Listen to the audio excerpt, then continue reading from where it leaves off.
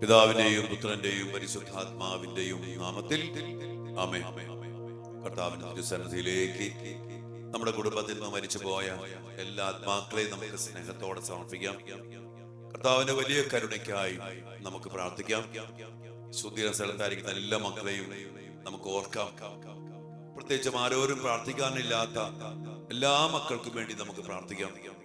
കർത്താവിന്റെ വലിയ കരുണ നമ്മുടെ മേലും, നമ്മുടെ കുടുംബത്തിന്റെ മേലും, നമ്മുടെ തലമുറയുടെ മേലും, സഭയുടെ മേലും, ലോകം മുഴുവന്റെ മേലും, എല്ലാ ആത്മാക്കളുടെ മേലും നിറയപ്പെടാൻ വേണ്ടി പ്രാർത്ഥിച്ചുകൊണ്ട് നമുക്ക് ഒരുമിച്ച് പ്രാർത്ഥിക്കാം. മരിച്ച വിശ്വാസികളുടെ ആത്മാക്കൾക്ക് തമ്പുരാന്റെ മനോഗുണത്താൽ മോക്ഷത്തിൽ ചേരുവാൻ ഇടയാകട്ടെ. പിതാവേ, ഈശോ മിശിഹാ, കർത്താവിന്റെ വിനതിരാത്ത തിരിച്ചുവരയാൻ മരിച്ച വിശ്വാസികളുടെ മേൽ കരുണ ഉണ്ടായിരിക്കണമേ. സ്വർഗസ്ഥനായ ഞങ്ങളുടെ പിതാവേ, അങ്ങയുടെ നാമം പൂജിതമാകണമേ. അങ്ങയുടെ രാജ്യം വരണമേ. അങ്ങയുടെ തിരുമനസ് സ്വർഗത്തിലെ പോലെ ഭൂമിയിലുമാകണമേ. അന്നു വേണ്ട ആഹാരം ഇന്ന് ഞങ്ങൾക്ക് തരണമേ. ഞങ്ങളോട് തെറ്റ് ചെയ്യുന്നവരോട് ഞങ്ങൾ ക്ഷമിക്കുന്നത് പോലെ ഞങ്ങളുടെ തെറ്റുകൾ ഞങ്ങളോടും ക്ഷമിക്കണമേ. ഞങ്ങളെ പ്രലോഭനത്തിൽ ഉൾപ്പെടുത്തരുതേ, തിന്മയെ ഞങ്ങളെ രക്ഷിക്കണമേ. ദൈവകൃപ നിറഞ്ഞ മറിയമേ, സ്വസ്തി. കർത്താവ് അങ്ങയോട് കൂടെ സ്ത്രീകളിൽ അങ്ങ് അനുഗ്രഹിക്കപ്പെട്ടവളാകുന്നു. അങ്ങയുടെ ഉദരത്തിന് ഫലമായ ഈശോ അനുഗ്രഹിക്കപ്പെട്ടവനാകുന്നു. പരിശുദ്ധ മറിയമേ, തമ്പുരാന്റെ അമ്മേ, പാപികളായ ഞങ്ങൾക്ക് വേണ്ടി ഇപ്പോഴും ഞങ്ങളുടെ മരണസമയത്തും തമ്പുരാനോട് അപേക്ഷിക്കണമേ. ആമേൻ. പിതാവിനും പുത്രനും പരിശുദ്ധാത്മാവിനും സ്തുതി, ആദിയിലെ പോലെ ഇപ്പോഴും എപ്പോഴും എന്നേക്കും. ആമേൻ. ഈശോ മിശിഹായുടെ സകല വാഗ്ദാനങ്ങൾക്ക് ഞങ്ങളും ഞങ്ങളുടെ കുടുംബത്തിൽ നിന്ന് മരിച്ചുപോയ എല്ലാ ആത്മാക്കളും ജീവിച്ചിരിക്കുന്ന ഞങ്ങളുടെ മക്കളും ലോകം മുഴുവനും യോഗ്യരായി തീരുവാൻ സർവേശ്വരന്റെ പരിശുദ്ധ ദൈവമാതാവേ, ഞങ്ങൾക്ക് എല്ലാവർക്കും വേണ്ടി, പ്രത്യേകിച്ച് ശുദ്ധീകരണ സ്ഥലത്തായിരിക്കുന്ന എല്ലാ ആത്മാക്കൾക്കും വേണ്ടി മാതാവെ പ്രാർത്ഥിക്കണമേ. ആമേൻ. ഇവിടെ ദൈവമക്കളെ, നമ്മുടെ കുടുംബത്തിൽ നിന്ന് മരിച്ചു പോയ എല്ലാവരെയും നമ്മൾ പ്രത്യേകം ഓർത്ത് ഈ ദിവസങ്ങളിൽ പ്രാർത്ഥിക്കണം. ഇന്ന് നമ്മൾ ഓർക്കുന്ന മക്കള് ഉദരാവസ്ഥയില് മരിച്ചു പോയ, നമുക്കറിയാം, ഒരു കുഞ്ഞിന് ലഭിക്കാവുന്ന ഏറ്റവും വലിയ ഭാഗ്യം എന്ന് പറയുന്നത് ജനിച്ച് മാമോദിസ സ്വീകരിച്ച് ദൈവ പൈതലാക്കി ഉയർത്തപ്പെട്ട് സ്വർഗത്തിന്റെ പൗരത്വം നേടി കൂദാശയിലൂടെ ജീവിക്കുക.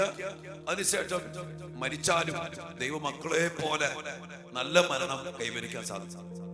എന്നാൽ അതിന് വിരുദ്ധമായിട്ടെന്ന പോലെ ഉദരാവസ്ഥയിൽ മരിച്ചു പോകുന്ന മക്കളെ നമ്മൾ പ്രത്യേകം ഓർക്കണം, അവർക്ക് വേണ്ടി പ്രാർത്ഥിക്കണം.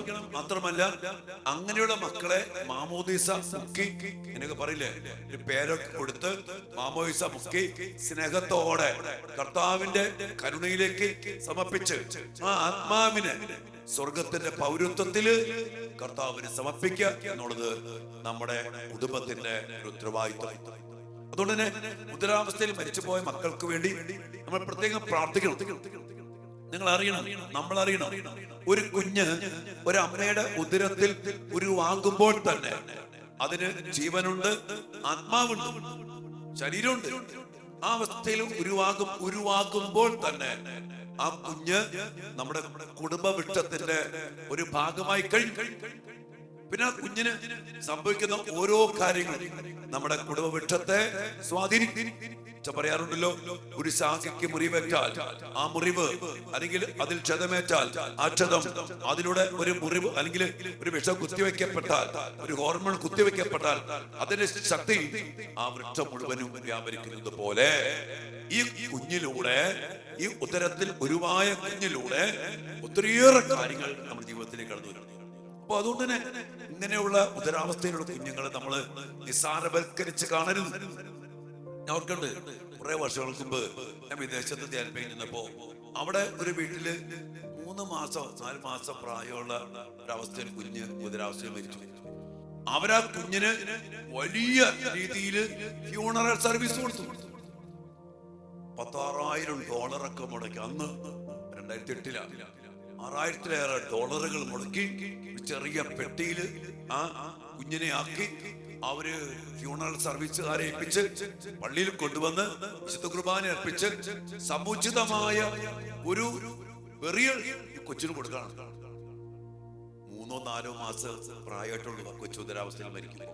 ഞാൻ പറഞ്ഞു, പ്രിയപ്പെട്ടവരെ, അതാണ് ചൈതന്യം. എന്നാൽ ഇന്ന് പ്രിയപ്പെട്ടവരെ, ഇന്ന് വേറൊരു കാര്യമുണ്ട്. നമ്മുടെ കുടുംബങ്ങളെ ഇന്ന് ലോകം മുഴുവനെയും സഭയെയും നശിപ്പിച്ച ഒരു പ്രവൃത്തി ഗർഭചിത്രം.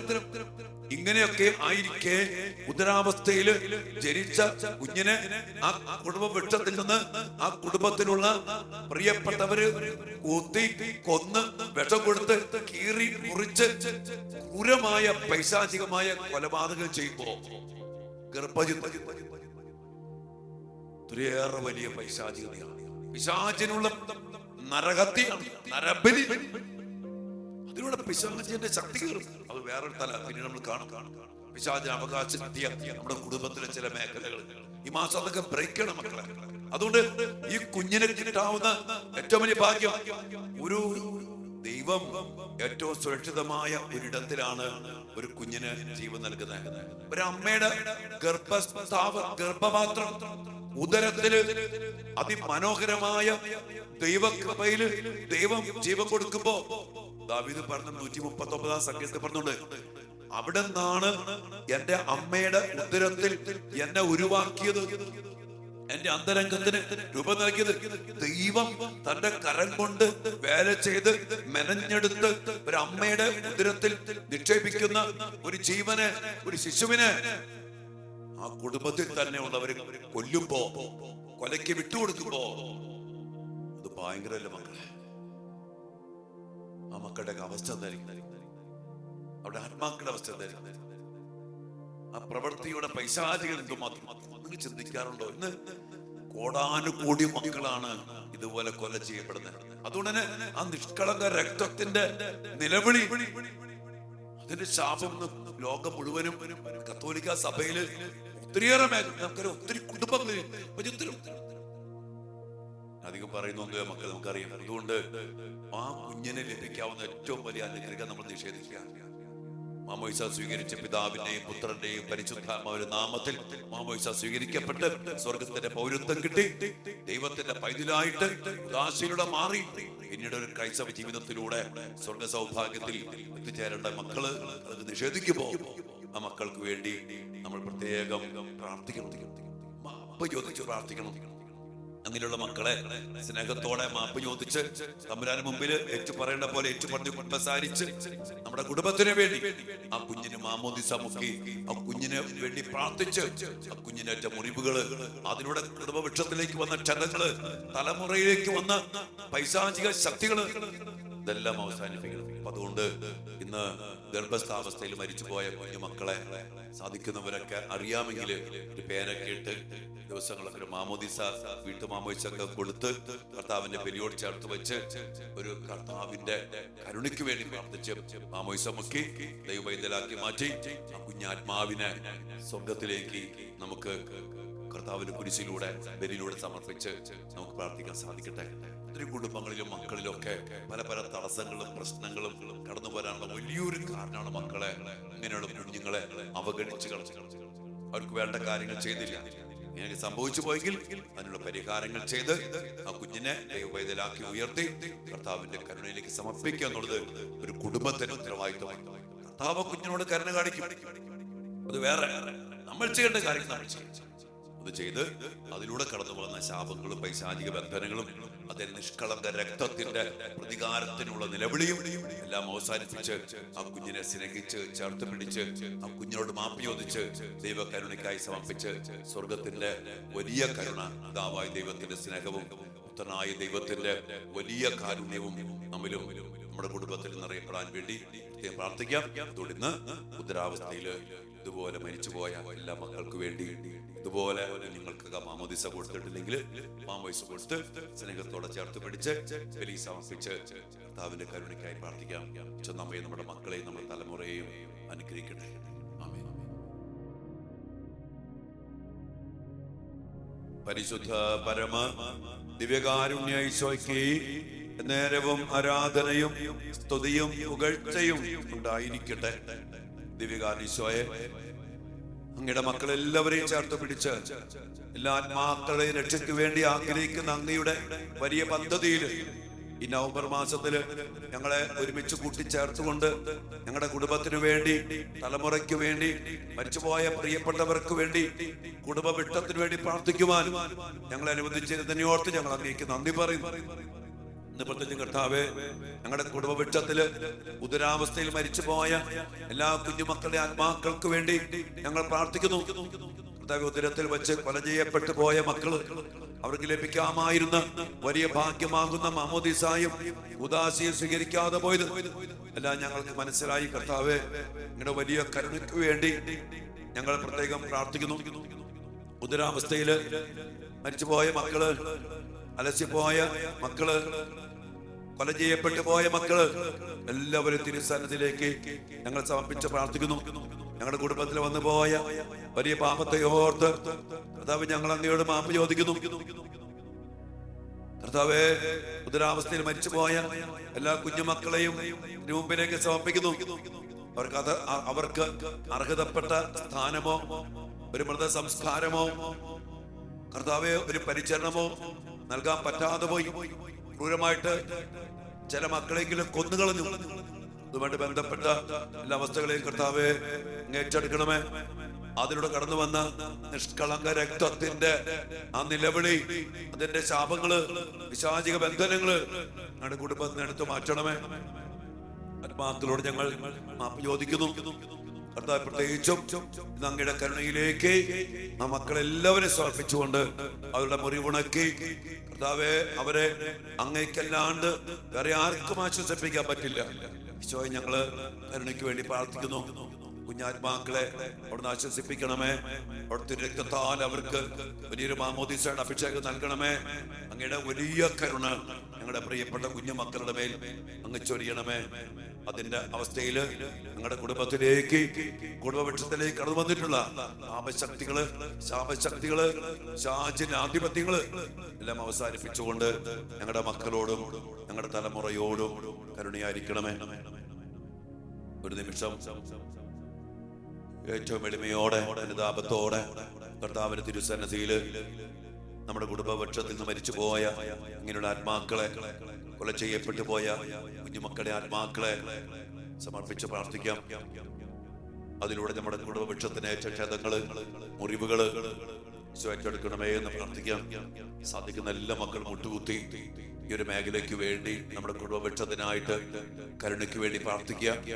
എല്ലാ കുഞ്ഞു ആത്മാക്കളെയും കർത്താവിന്റെ വലിയ കരുണയ്ക്കായും സ്നേഹത്തിനായും സമർപ്പിച്ചുകൊണ്ട് ഹൃദയത്തിന് നമുക്ക് പ്രതിഷ്ഠിക്കാം.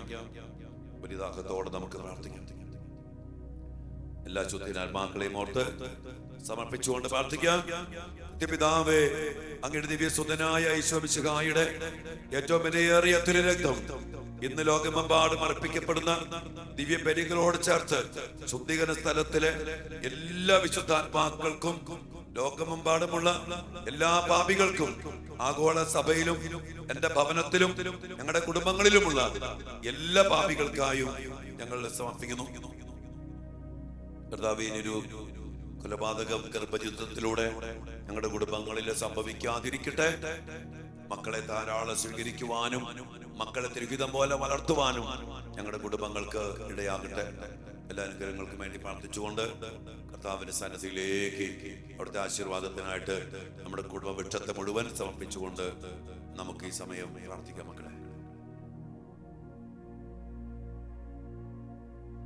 പരിശുദ്ധ ശരീരത്താലും വിലയേറിയ രക്തത്താലും പാപത്തിൻ കരകളിൽ നിന്നും മർത്യനു നീ മോചനമേകി സകലേശ ദിവ്യ കടാക്ഷം തൂകണമേ വത്സല സുതരിൽ നിർമ്മലരായി ജീവിച്ചിടുവാൻ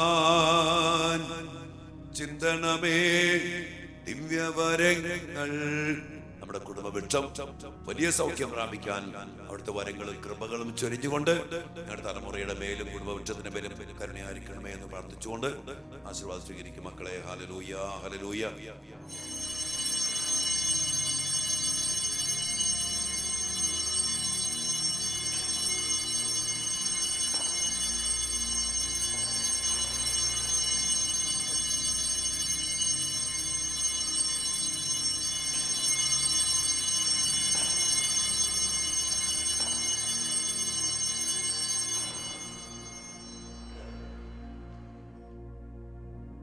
പരിശുദ്ധ പരമ ദിവ്യകാരുണ്യ ഈശോയ്ക്ക് നേരവും ആരാധനയും സ്തുതിയും പുകഴ്ചയും ഉണ്ടായിരിക്കട്ടെ. നമ്മുടെ കുടുംബവൃക്ഷത്തെ പരിപൂർണമായും സൗഖ്യപ്പെടുത്തി വിശുദ്ധീകരിച്ച് ജീവൻ നൽകുന്ന കർത്താവിന്റെ കരുണയിലേക്ക് എല്ലാ മേഖലകളോടെ നമ്മുടെ കുടുംബവൃക്ഷത്തെയും നമ്മുടെ തലമുറയെ സമർപ്പിക്കാം. ഈശോയെ, ഞങ്ങളെല്ലാവരെയും അനുഗ്രഹിക്കണമേ, രക്ഷിക്കണമേ, കരുണയായിരിക്കണമേ.